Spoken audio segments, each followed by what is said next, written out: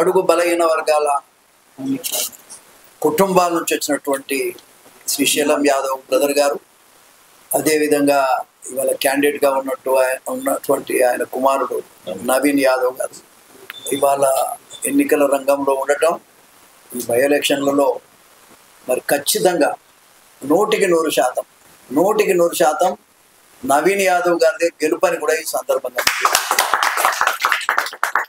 ఎందుకంటున్నా అంటే నేనేమి ఆజమాజంగా చెప్పడం లేదు, కానీ శ్రీశైలం యాదవ్ కూడా ఎంతో మందికి సాయం చేసిండు ఆయన జీవితంలో. ఎవరో మొన్న చెప్తున్నారు, మన కేసీఆర్ గారు కూడా రథం ఇప్పించినట్టుగా కూడా చెప్తున్నారు. విషయం ఏంటంటే ఒక మంచి హృదయం ఉన్నటువంటి బ్రదర్. రెండోది ఉండాలి, బడుగు బలహీన వర్గాల్లో శక్తి ఉన్నోడు ఉండాలి, బలం ఉన్నోడు ఉండాలి, పనిచేయగలిగినోడు ఉండాలి. ఈ వర్గాలు దెబ్బతినటానికి రాజకీయం ముందుకు రాకపోవటానికి కారణం మరి మనకు అనేక రకాల ఇబ్బందులు ఉండటం వల్లనే మనం గతంలో ముందుకు రాలేకపోయాం. ఇవాళ ఒక బలహీన వర్గాల బిడ్డ పోటీ చేస్తున్న శ్రీశైలం గారి బిడ్డ, మనందరి బిడ్డ మరి నవీన్ యాదవ్ గారు పోటీ చేస్తున్నారు. వారి గెలుపు కోసం అందరం పనిచేయాల్సిందే, అన్ని కులాలు ముందుకు రావాల్సిందే. ముఖ్యంగా మరి ఎస్సీలు కానీ, ఎస్టీలు కానీ, మైనార్టీస్ కానీ, బడుగు బలహీన వర్గాలు కానీ, కాంగ్రెస్ పార్టీకి సంబంధించినటువంటి క్యాడర్ కానీ అందరు కష్టపడి పనిచేయాల్సినటువంటి అవసరం ఉంది. కష్టపడటమే కాక గెలుపు అనేది 100% ఉన్నప్పటికీ శ్రమ చేయాల్సినటువంటి అవసరం ఉందని కూడా ఈ సందర్భంగా నేను తెలియజేస్తా ఉన్నా. చాలా సంతోషం. వాస్తవంగా చెప్పాలంటే నేనుగా ఇవాళ నేను జనరల్గా పట్టించుకోను, కానీ ఈ ఎన్నిక మాత్రం ఖచ్చితంగా మరి శ్రీశైలం యాదవ్ పాపం ఎన్నో రోజుల నుంచి ఆయన కూడా ఫైట్ చేస్తున్న అవకాశం రాలేదు. ఆయన కొడుకు ఈ అదృష్టం రావటం అనేటువంటిది చాలా సంతోషం. తప్పకుండా ఆయన గెలవటం ఖాయం. అందరం పనిచేస్తాం. ఇవాళ మాల కానీ, మాదిగ కానీ అన్ని కులాలను కలుపుకొని మరి ఇది బలహీన వర్గాల పార్టీ. రేవంత్ రెడ్డి గారు కూడా బ్రహ్మాండంగా మన వర్గీకరణ చేసి మాల మాదిగలకు ఇబ్బంది లేకుండా చేసినటువంటి పరిస్థితిని కూడా ఈ సందర్భంగా తెలియజేస్తా ఉన్నా.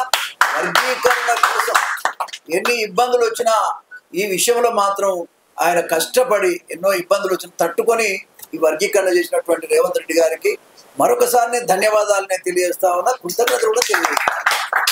కాబట్టి అదేవిధంగా రాహుల్ గాంధీ, అదేవిధంగా సోనియా గాంధీ గారు కోరినటువంటి రాజ్యాన్ని ఇవాళ నడుస్తున్నటువంటి విషయంగా ఈ సందర్భంగా గమనించాలి.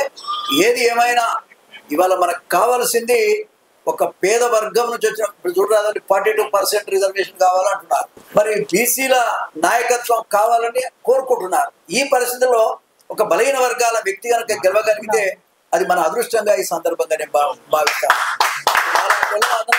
పెద్ద మనుషులమయ్యాము, ఇట్లాంటి కుర్రోళ్ళు వస్తే ఓ 40 ఏళ్ళు 50 ఏళ్ళు రాజకీయాలు జరుగుతాయి. కాబట్టి వాళ్ళందరికీ కూడా మనం ఆశీర్వదించవలసినటువంటి అవసరం ఉంది.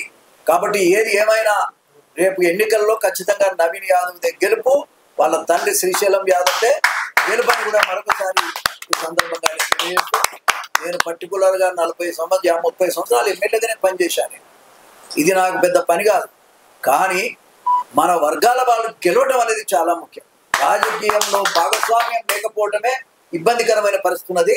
అందరి భాగస్వామ్యం ఉండాలి, అందరూ కూడా రాజకీయాల్లో ముందుకు రావాలని మరొకసారి సందర్భంగా నేను తెలియజేస్తూ, నవీన్ యాదవ్ గారు 100% గెలుస్తాడు నాకున్నటువంటి అనాలిసిస్. కాబట్టి అందరం కూడా పెద్ద ఎత్తున గెలిపించాలని మాత్రం చేతులెత్తి ప్రజానికాన్ని, జుబ్లీహిల్స్ నియోజకవర్గ ప్రజానికి అందరికీ కూడా ఈ సందర్భంగా చేతులెత్తి నమస్కారం తెలియజేస్తాను. లైక్ చేయండి, షేర్ చేయండి, సబ్స్క్రైబ్ చేయండి. మరిన్ని వీడియోల కోసం బెల్ సింబల్ పై క్లిక్ చేయండి.